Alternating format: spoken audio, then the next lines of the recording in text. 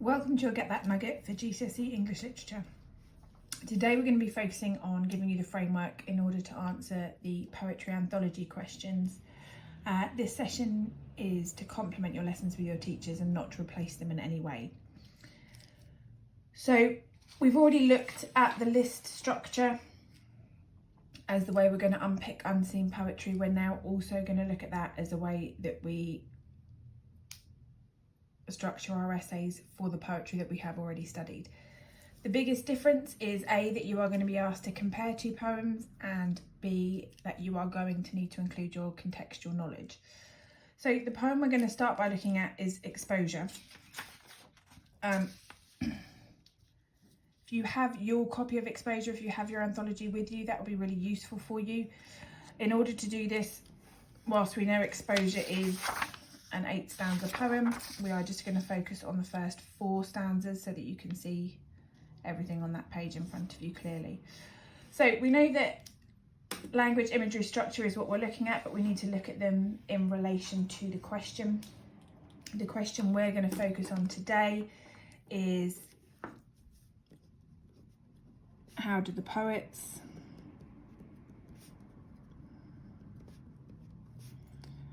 present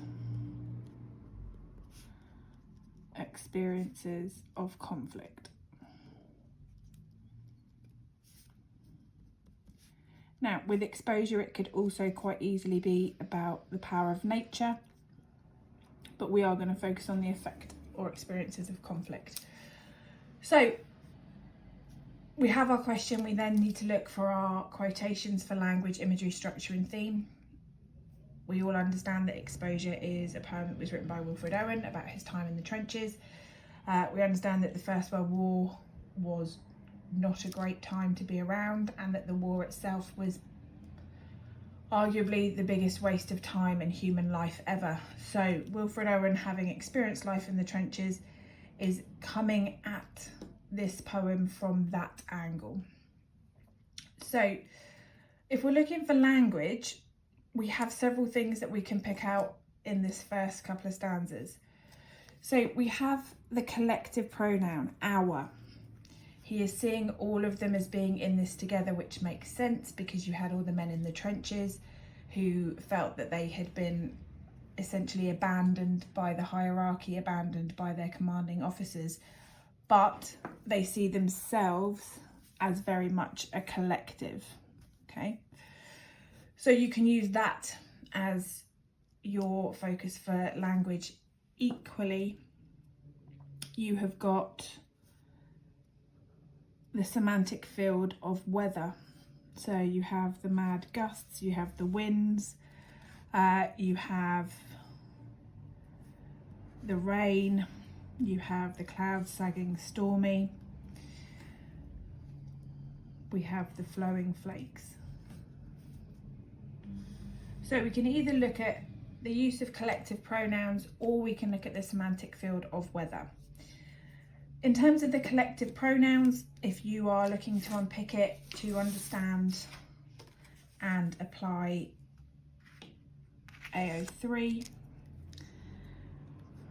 language, collective pronouns,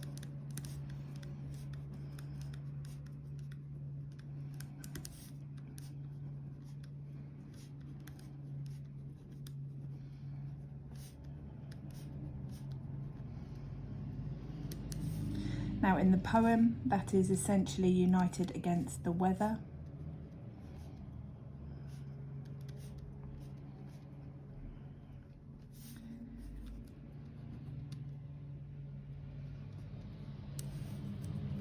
In terms of the wider context, that is the men forgotten or devalued by the commanding officers.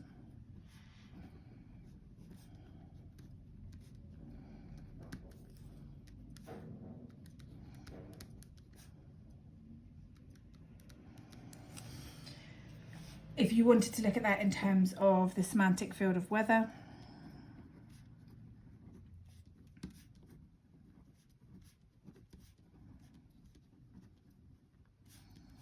So again,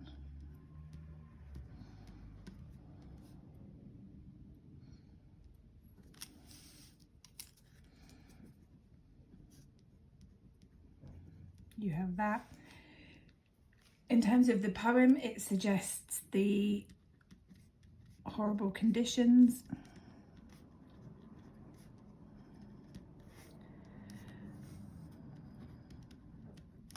The wider context is possibly that weather or conditions are the real enemy.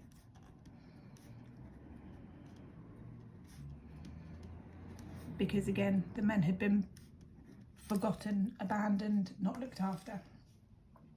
So we have our two possibles for language. We're then going to move on to imagery. And in the first line, we have merciless iced east winds that knife us. So we have that personification of the weather.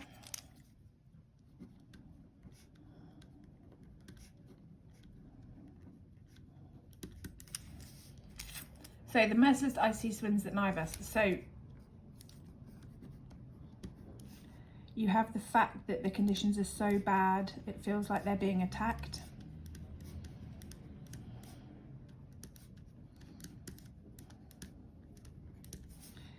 The fact that they knife them suggests that the conditions could lead to death. In terms of AO3, you have this idea that they felt that they had been stabbed in the back. They had been made promises about what the experience of war would be, and that is not what it was. So you have that two-layered meaning to that quotation. Quotations like that are really useful to use because the more you can say about a little, the better. If we then move on to looking about structure, it's really clear that we have the same line repeated at the end of stanzas, and that repetition suggests that nothing happens in the war, that nothing is going on, that the war is pointless.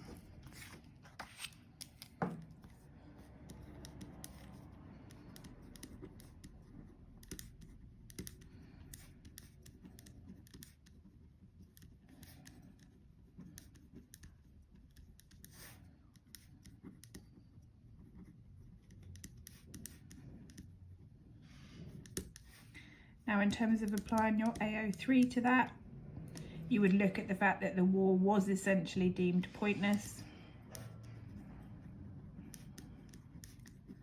because nothing was gained and only the lives of young men were lost. So all the way through this, if we come back to the question, the experiences of conflict, men are forgotten and devalued, the weather and the conditions are the real enemy, they both link back to that question. We move on to imagery, and we have that idea that they've been stabbed in the back by the people that promised them that they would succeed in the war, and the repetition of nothing happens links back to the fact that the war was pointless. So all the way through, we are looking at AO1, AO2, AO3, and we are linking it all the way back to the question at every point. The last one is theme. And this is where you are able to use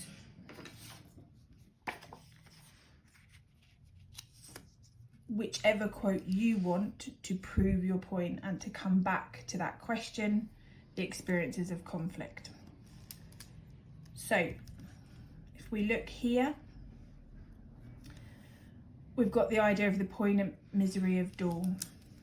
So the theme, as we've identified throughout, is that the war was pointless, the war was a negative experience, and that the war was boring and nothing happened, and the real issue was the conditions that the men were expected to survive in.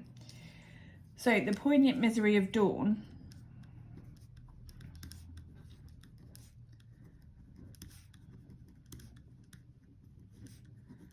suggests several things.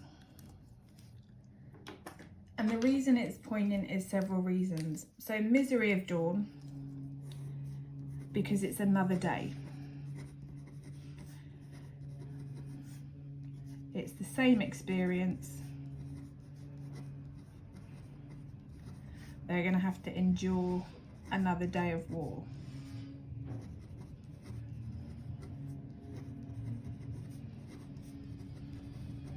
However, whilst he's referring to it as the misery of dawn, the fact that he is seeing dawn means that he's survived another day.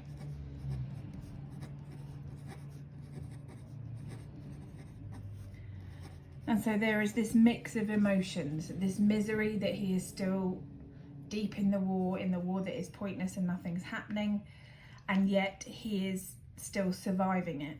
And so his experiences are conflicted. His experiences are not certain, because whilst he hates every moment, there is this clinging on to life. There is this idea that what he wants to do is survive the war.